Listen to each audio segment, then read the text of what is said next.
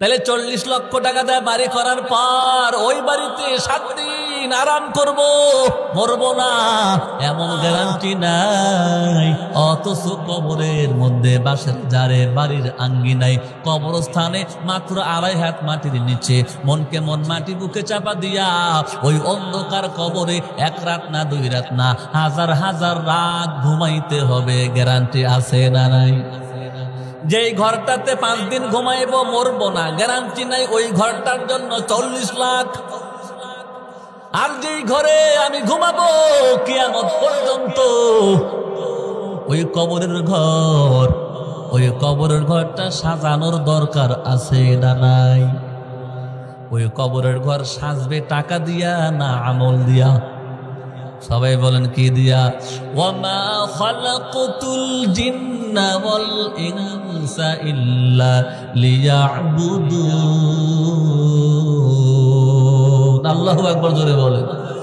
আল্লাহ পাক বলে, বান্দা ইবাদতের জন্য পাঠাইলাম, গোলামির জন্য পাঠাইলাম। আমি আল্লাহর গোলামি কর, আমি আল্লাহকে রাজি কর। আমি আল্লাহ রাজি হইলে কবরটা জান্নাতের বাগান হয়ে যাবে। আল্লাহু আকবার জোরে কর। আল্লাহ যদি রাজি হয় তাহলে কবরটা সুসজ্জিত হবে। এজন্য আমলের দরকার, ইবাদতের দরকার। আমি আপনাদের এবার বলবো, ইবাদত করব কার জন্য?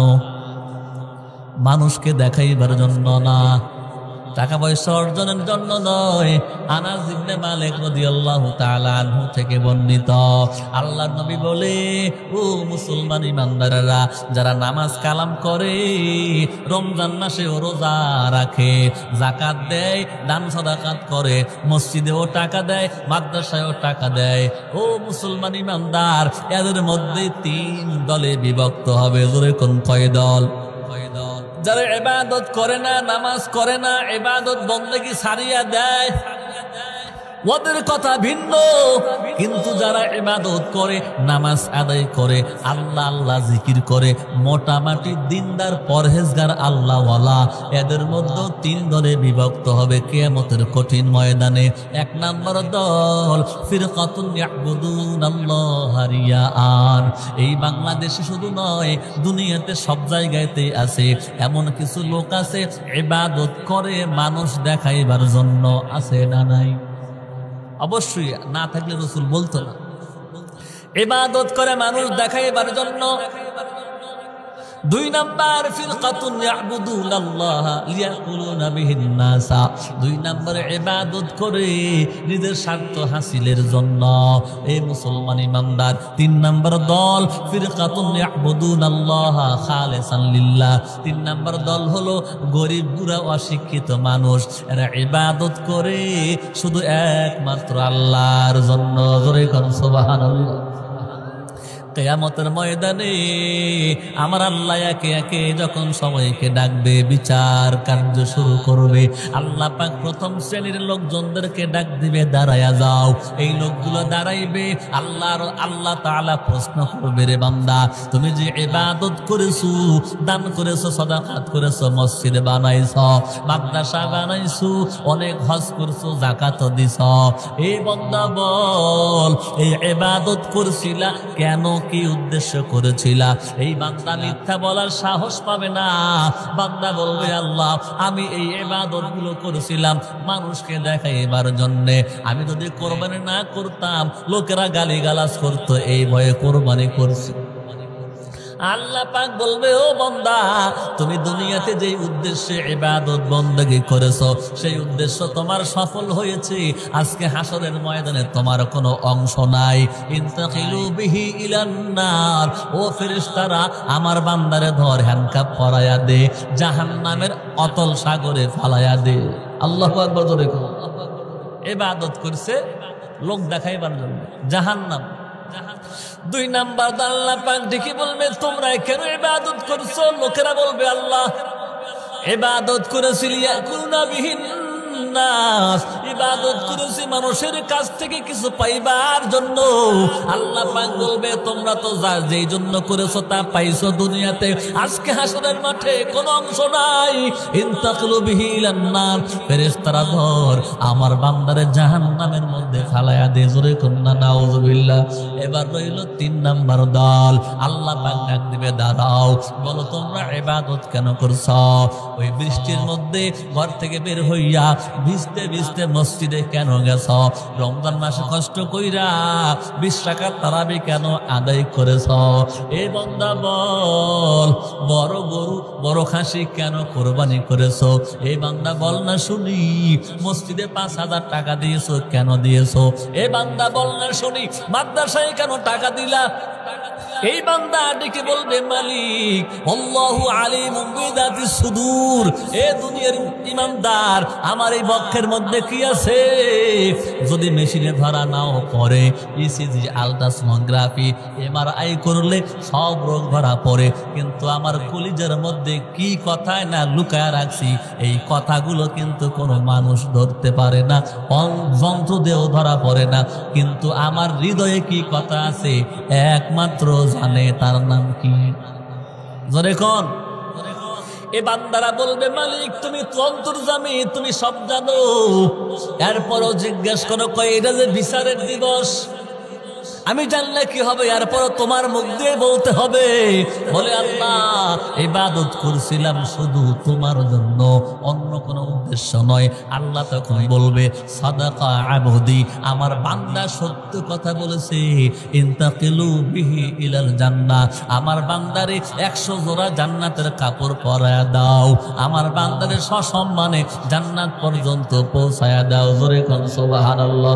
আলমে আও বলবরে ইন্তেহা, আলমে সানি জাজায়ে এ ওয়া আইশো ইশরাত কে লিয়ে ইনসান হি, ইয়া দরখত বান্দা হায় মেহমান হি। ইবাদত করতে হবে কার? সবাই বলেন কার? এর মুসলমান আল্লাহর গোলাম, ভালো করে শুনিয়ে নাও। আল্লাহ নবীর একজন সাহাবী, নাম তার আব্দুর রহমান। আব্দুর রহমান একজন এত সুন্দর সাহাবী, ভালো সাহাবী, তার কোনো দোষ নাই, অপরাধ নাই, একটা মাত্র দোষ, ঈমান আনয়ন করেছে, কালেমা পয়রা মুসলমান হয়ে গেছে। এই অপরাধে বাবা সকল সম্পদ থেকে বঞ্চিত করেছে। আব্দুর রহমান ইবনে আউফ রাদিয়াল্লাহু তাআলা আনহু নবীর কাছে এসে কান্না দিয়া বলে, পয়গম্বর আমার কোনো দোষ নাই, কিন্তু আমার বাবা ত্যায্য পুত্র করলো একটা দোষের কারণে, আমি কেন আপনার হাতে হাত দিয়া কালেমা পয়রা মুসলমান হয়ে গেল? এই অপরাধে আমার বাড়ির থেকে বের কইরা দিছে, সম্পদ দেয় নাই, ত্যায্য পুত্র করিয়া দিছে। আল্লাহর পয়গম্বর বলে তুমি কি চাও? আব্দুর রহমান ইবনে আউফ রাদিয়াল্লাহু তাআলা আনহু বলে, ওগো আমার নবী, আমি কেমনে জীবিকা নির্বাহ করব? আমি কেমনে সংসার চালাই? পয়গম্বর আমার একটা পরামর্শ প্রদান করুন। নবী আমার বলে, তাইলে তুমি একটা ব্যবসা শুরু করিয়া দাও। আব্দুর রহমান ইবনে আউফ বলে, ইয়া রাসূলুল্লাহ, আমার যে ক্যাশ নাই, ক্যাপিটাল নাই, কেমনে আমি ব্যবসা করি? আল্লাহর পয়গম্বরের কাছ থেকে মশওয়ারা করিয়া আব্দুর রহমান সিদ্ধান্ত গ্রহণ করলেন, আমি বাজারে খড়ি বিক্রি করব, খড়িগুলো কুড়ায়া কুড়ায়া আইনা মদিনার বাজারে বিক্রি করব। জোরে কন্না সুবহানাল্লাহ।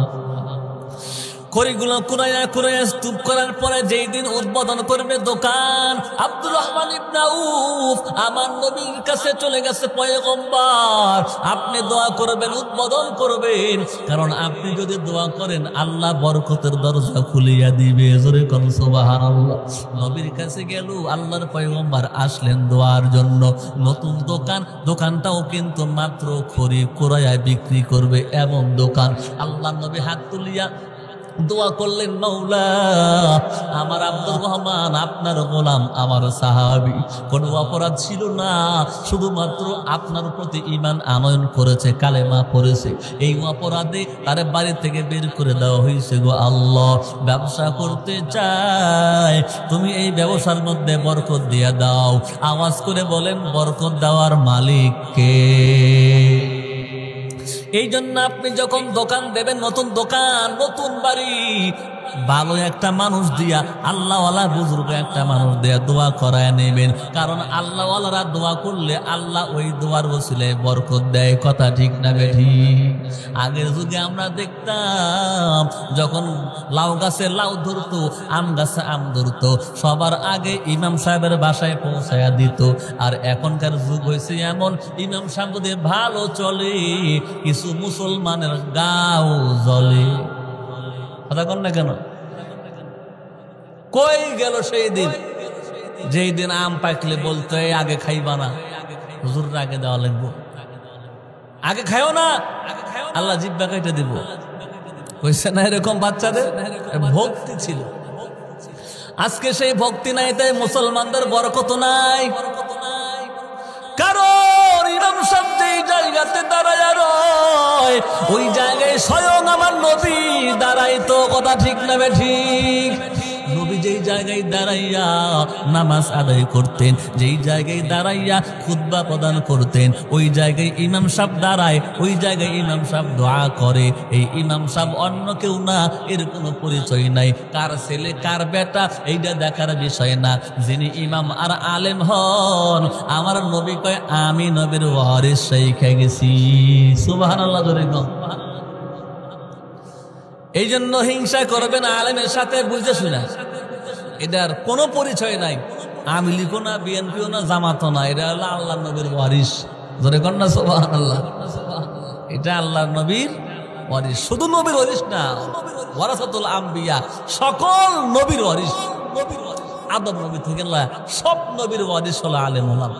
ভাইরা আমার, আল্লাহ নবী দোয়া করলেন, আল্লাহ বরকত খুলিয়া দিলেন। মাত্র 3 বছর 5 বছরের ভিতর আব্দুর রহমান মদিনার মধ্যে বড় ধনী লোক হয়ে গেলেন। সুবহানাল্লাহ। ধনী মানুষ যদি আল্লাহ ওয়ালা হয়, মসজিদ মাদ্রাসার কাজে লাগে। কথা ঠিক না বেঠিক? ভাইরা আমার, এই আব্দুর রহমান একদিন আল্লাহ রসুলকে দাওয়াত করলেন। নবী, আপনি দোয়া করেছিলেন, দোয়ার বরকতে আমার ব্যবসা ভালো হয়েছে, অনেক টাকার মালিক হয়ে গেলাম। আমি একটু চাই আপনি আমার বাসায় যাবেন, খানা খাবেন, আপনার কদমের ধুলি আমার বাসায় পড়লে আমি ধন্য হয়ে যাব। এভাবে নবীর কাছে আবেদন করে আমার নবী দাওয়াত স্বীকার করলেন। দাওয়াত খাইতে আসলেন, আল্লাহ রসুল সাল্লাল্লাহু আলাইহি সাল্লামকে আপ্যায়ন করা হলো। আমার নবী আপ্যায়িত হওয়ার পর আব্দুর রহমান ইবনে আউফের বাসার মধ্যে তাকায়া দেখে যেই জায়গায় দাঁড়াইয়া দাঁড়াইয়া আব্দুর রহমান ইবনে আউফ নামাজ আদায় করে। যায় নামাজ, এখনকার যুগের যায় নামাজ হলো কাপড়ের, সেই সময়ের যায় নামাজ ছিল পাথরের। কিসের? পাথরের উপরে দাঁড়াইয়া দাঁড়াইয়া নামাজ আদায় করতো। যেই জায়গায় পা রাখতো ওই জায়গায় সাপ ক্ষয় হয়ে গেছে, যেই জায়গায় সিজদার মধ্যে কপাল লাগাইতো ওখানে পাথর ক্ষয় হয়ে গেছে। তাহলে আপনারা বলেন নামাজ কম পড়ছে না বেশি পড়ছে? কি অল্প বেশি না বেশি বেশি? খুব বেশি।